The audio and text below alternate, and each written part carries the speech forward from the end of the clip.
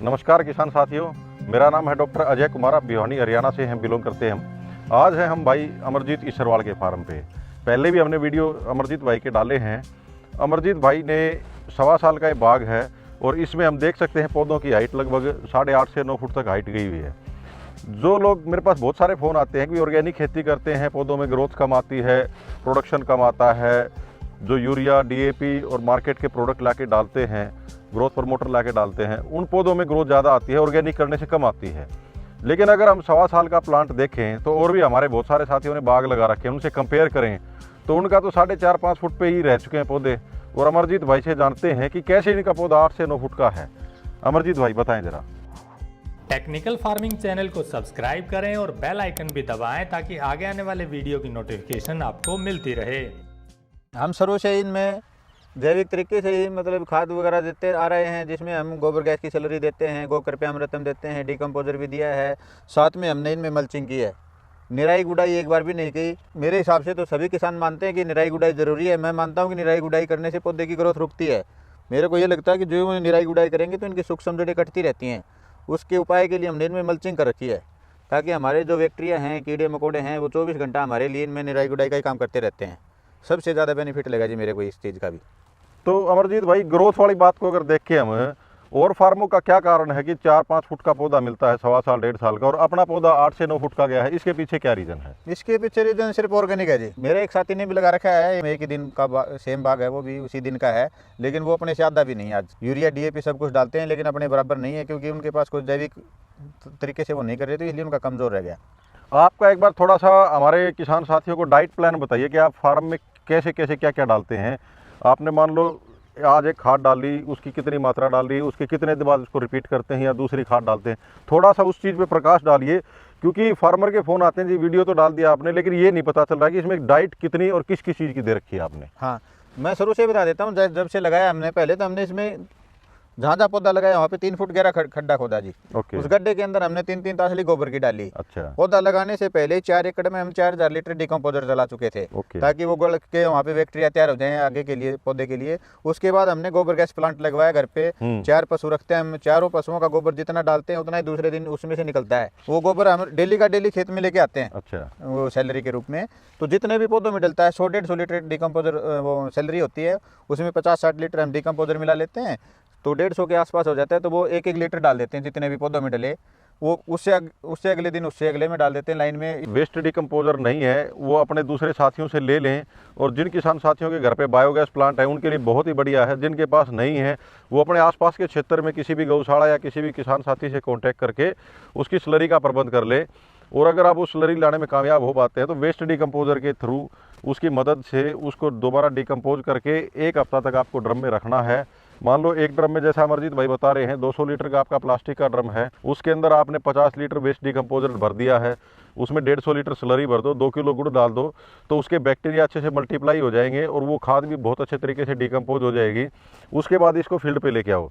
और जैसा अमरजीत भाई ने बताया कि इन्होंने 3-3 तसली एक-एक गड्ढे के अंदर डाला है पहले, तो किसान साथी इस बात पे ध्यान दें, आपको कच्चा गोबर ज़मीन में नहीं लेके आना है। कच्चा गोबर अगर आप ज़मीन में लेके आओगे तो उससे फंगस की शिकायत बढ़ जाएगी, दीमक की शिकायत बढ़ जाएगी, आपके फील्ड पे समस्याएं बढ़ जाएंगी, आपका प्लांट मरने लग जाएगा, सूखने लग जाएगा। और जब प्लांट सूखेगा, आप उसको जब खोद के देखोगे तो वहाँ आपको दीमक दिखाई देगी। वो दीमक फंगस को खाने के लिए आएगी। जिंदा पौधे को दीमक कभी नहीं खाती है। आपका प्लांट फंगस के कारण जाएगा, फंगस से वो पौधा मर जाएगा और उस फंगस को खाने के लिए दीमक आएगी। और हम सोचते हैं कि दीमक ने इस प्लांट को हर्ट किया है और इस प्लांट को खा लिया है, जबकि ऐसा नहीं होता है। तो इस बात का ध्यान रखें, दीमक हमारी शत्रु नहीं है, हमारा मित्र कीट है। और जो गोबर है वो कभी भी फील्ड पे कच्चा नहीं आना चाहिए। गोबर को हमेशा डिकम्पोज करके ही डालना है। और अगर डिकम्पोज आप नहीं कर पा रहे हैं तो जितना भी आपको गोबर मिला हुआ है उसको पहले अलग से क्षेत्र में रख के, खेत में किसी भी कोने में उसका बेड बना के, 2 फुट से ऊपर हाइट नहीं हो, उस पर प्रॉपर तरीके से डिकम्पोजर को डालें, 1-1 फुट पे गड्ढे बना के किसी भी लकड़ी से, और उसको 45 दिन तक वेस्ट डिकम्पोजर का ट्रीटमेंट देके चलें। उसको खाद को तैयार करें, उसके बाद ही फील्ड में लेके आए। आपकी सबसे बड़ी समस्या यहीं पे आएगी, क्योंकि नॉर्मल जो क्रॉप होती है उनमें दिक्कत नहीं आती। जो प्लांट लंबा चलना होता है उसमें फंगस की शिकायत ज़्यादा आती है।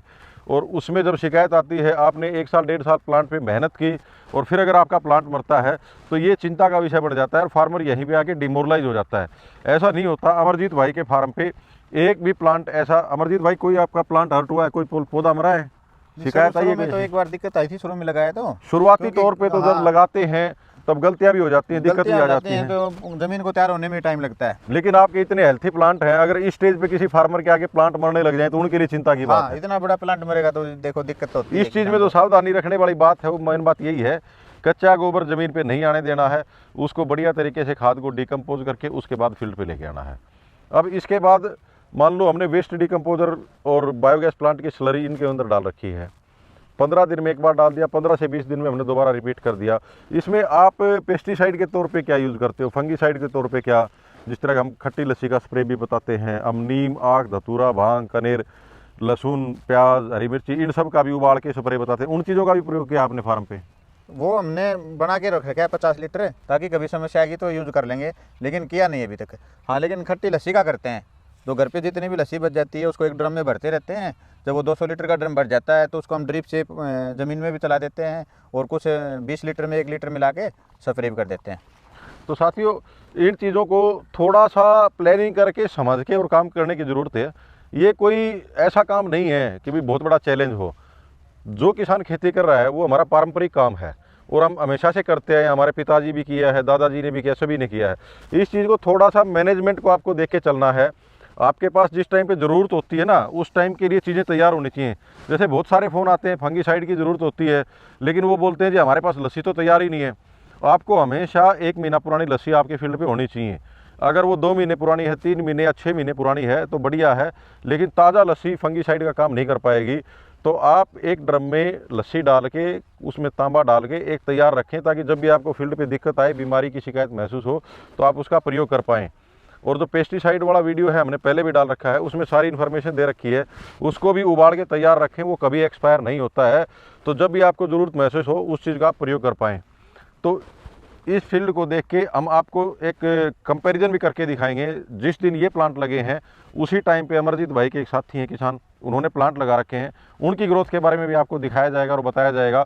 उसको देख के आप कंपेयर करें कि भाई ऑर्गेनिक फार्मिंग और रासायनिक फार्मिंग में क्या फ़र्क है, रासायनिक फार्मिंग में कितनी ग्रोथ आई है, कितना उन्होंने एक्सपेंस किया है, ऑर्गेनिक फार्मिंग में क्या तो ग्रोथ है वो आपको दिखाई दे रही है। और नॉर्मली 4 साढ़े 4 फुट का ही पौधा रहता है जी, 1.25 साल का, और यहाँ पे देख रहे हैं कोई 6 फुट का है, कोई 8 फुट का है, कोई 9 फुट का है। तो ये जो ग्रोथ है ऑर्गेनिक के कारण संभव हो पाई है। और अमरजीत भाई, आपको कोई मार्केट से लेके आना पड़ता है कुछ खर्चे वाली अगर बात करें, किसान भाइयों को थोड़ा इस बात पर प्रकाश डालें कि ऑर्गेनिक खेती का मतलब ये नहीं है बाजार में गए और शीशियाँ ले आए कंपनियों की ये ऑर्गेनिक है। आप घर पे सारी चीज़ें तैयार करें और उनका प्रयोग करें। आप अपने पैसों को बचाएं, पैसा व्यर्थ में वेस्ट नहीं करना है। आप एफर्ट करें अपने फील्ड पे, अपने घर के वेस्ट को बेस्ट तरीके से मैनेज करके। बताएं अमरजीत भाई, बाहर से क्या क्या लाना पड़ता है? बाहर से हम सिर्फ गुड़ लेके आते हैं जी, वो भी जो ये तम्बाकू बनाते हैं ना, जो सस्ता गुड़ होता है 15 रुपये किलो वाला, वो गुड़ इकट्ठा ही 50-60 किलो ले आते हैं और कुछ नहीं खरीदते। तो अमरजीत भाई, अभी इतने हेल्थी प्लांट हैं अपने, इनमें कुछ प्रोडक्शन भी आया है आपका?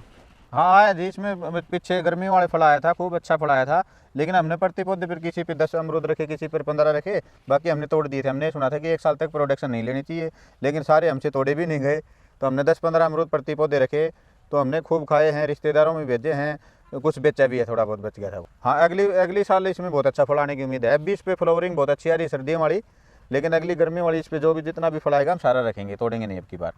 तो साथियों, बाहर से लाने के लिए हमने बहुत सारे वीडियो पहले भी डाल रखे हैं। किसान को सिर्फ गुड़ लेके आना होता है, क्योंकि गुड़ घर पे नहीं बनता है, बाकी सारी की सारी चीज़ें आपके घर पे मैनेज हो जाती हैं। उन सभी चीज़ों को प्रॉपर तरीके से देखें, समझें और उसको तैयार करें और फार्मिंग करें। अगर आपको कोई भी दिक्कत आती है तो हमारे से कॉन्टैक्ट करें, हम आपकी उस समस्या का समाधान आपको बताएंगे। धन्यवाद, नमस्कार, जय हिंद। अगर आपको यह वीडियो पसंद आया है तो ज्यादा से ज्यादा लाइक और शेयर जरूर करें। साथ ही चैनल को सब्सक्राइब करना ना भूलें।